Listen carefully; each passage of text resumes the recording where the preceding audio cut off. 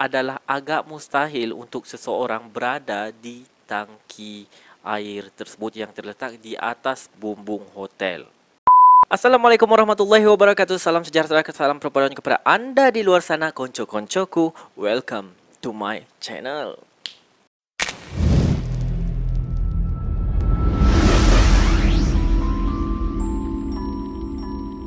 Macam biasa, terima kasih kerana klik video ini untuk mengetahui konten yang saya keluarkan.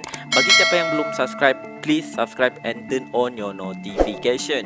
Bagi penonton yang di bawah 18 tahun, disarankan mendapat pemantauan daripada orang dewasa kerana konten ni melibatkan isu semasa dan mungkin ada kes yang agak ganas dan tidak sesuai ditonton oleh para remaja yang di bawah 18 tahun.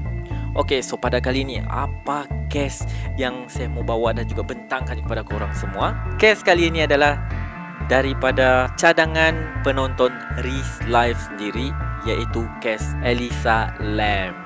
So, never further, jump into the deep case. Pada 31 Januari tahun 2013 adalah satu tarikh keramat bagi satu keluarga ni, di mana mereka telah kehilangan puteri kesayangan mereka, guys. Selepas menginap di suatu hotel di Los Angeles, iaitu Cecil Hotel.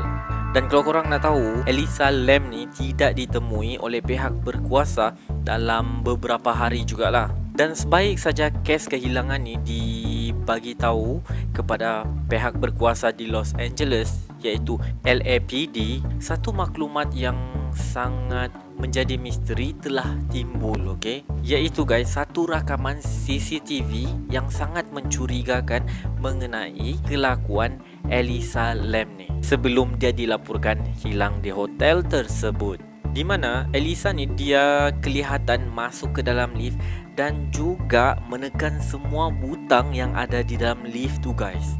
Dan bukan itu saja, dia juga keluar masuk seperti ingin memastikan yang dia dalam keadaan selamat, iaitu tiada orang mengekorinya lah.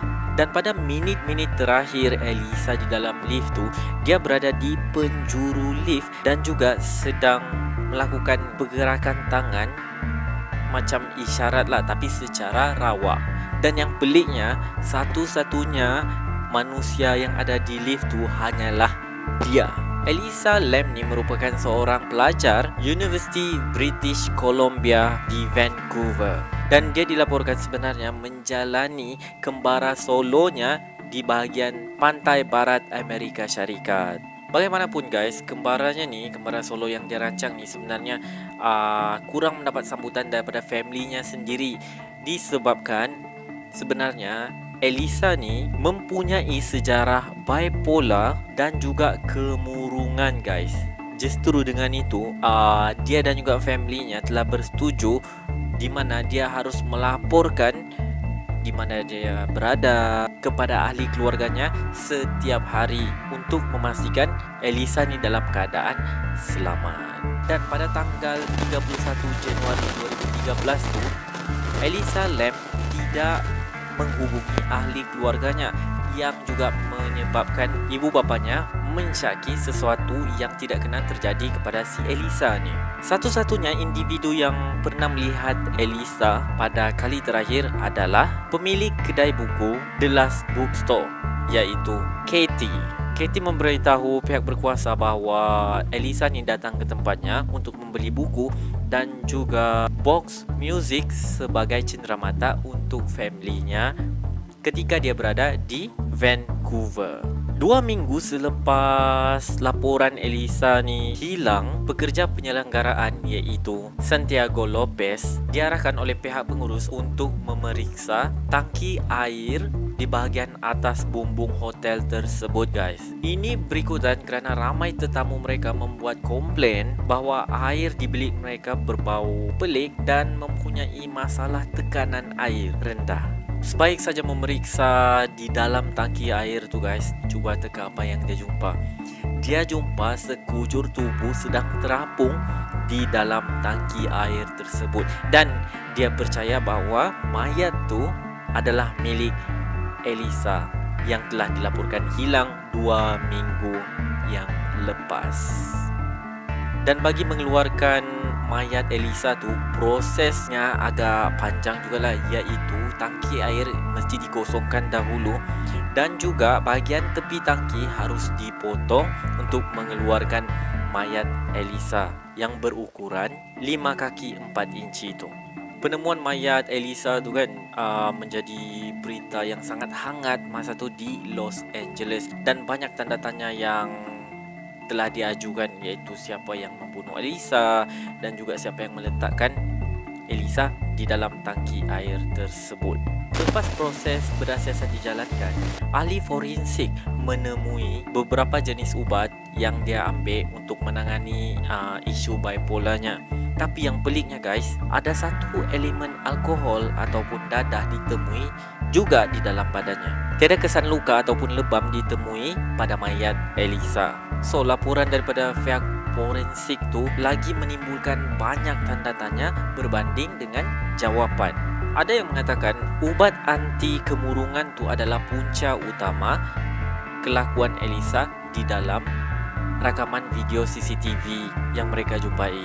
Dan kenyataan ini disokong oleh pengurus hotel, iaitu Amy Price. Dia menyatakan sebenarnya Elisa ni ditempatkan di dalam satu hostel bersama penginap yang lain, namun telah dipindahkan ke bilik perseorangan disebabkan oleh penginap lain tak dapat tahan dengan perangai pelik Elisa ni. Namun itu sebenarnya tidak memberi apa-apa jawapan kepada apa yang sebenarnya berlaku kepada Elisa Lam.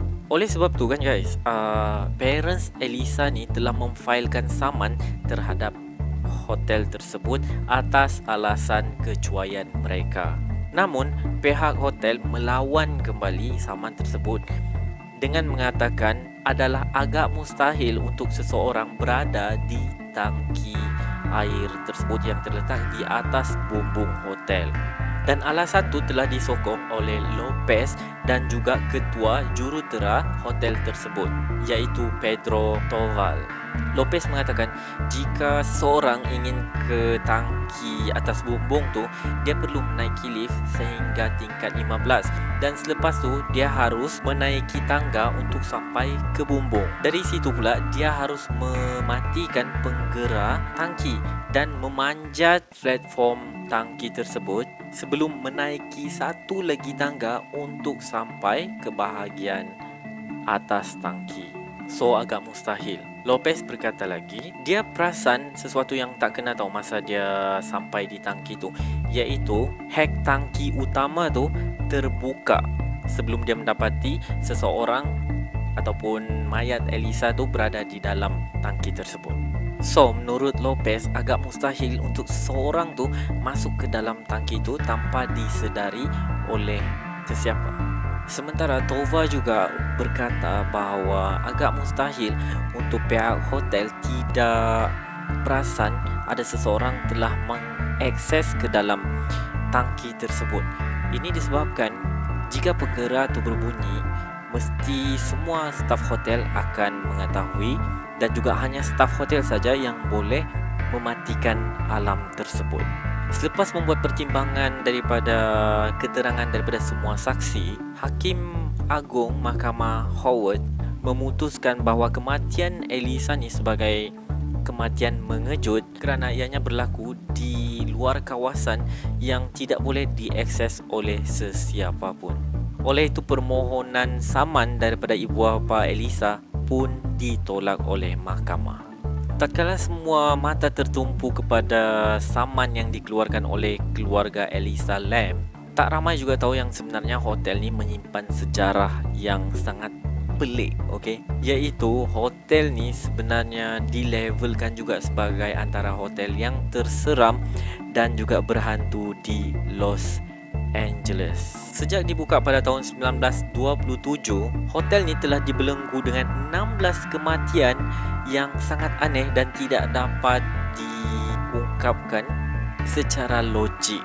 Dan salah satu kes yang terkenal yang berlaku di hotel tersebut adalah kes kematian dan juga pembunuhan Elizabeth Short ataupun Black Dahlia pada tahun 1947. Juga guys, hotel ni pernah menjadi pilihan utama bagi pembunuh-pembunuh yang terkenal seperti Richard Ramirez aka Night Stalker yang popular pada tahun 1985. Disebabkan pelbagai peristiwa berdarah yang telah berlaku di dalam hotel ni, sebenarnya ramai yang mencadangkan untuk hotel ni dirobohkan. Tetapi hotel tersebut telah diberi status sebagai hotel ataupun bangunan warisan oleh Majlis Bandaraya Los Angeles kerana ia dibuka seawal tahun 1920-an, iaitu era yang sama yang menyaksikan permulaan industri perhotelan di Amerika Syarikat. Dan sehingga hari ini, misteri kematian dan juga pembunuhan Elisa Lam ni menjadi satu misteri yang tidak dapat dijelaskan ataupun diulas dengan terperinci. Adakah Elisa mati dibunuh ataupun dia hilang kawalan terhadap dirinya, ataupun sesuatu yang aneh telah membunuh Elisa? Apa pula pendapat korang di luar sana mengenai kes ni dan juga apa ulasan korang? So ya, itu sahaja kes Elisa Lam yang dapat saya ulaskan dan juga bentangkan kepada korang semua. So ya, kalau korang ada cadangan ataupun komen, jangan malu dan segan, just komen di bawah ataupun direct DM di Instagram ataupun Facebook yang linknya saya letakkan di bahagian description. Jangan lupa ambil pengajaran daripada kes-kes yang saya sampaikan. Sehingga berjumpa lagi untuk next video. Jaga diri, jaga akhlak. Assalamualaikum. Hantar memang.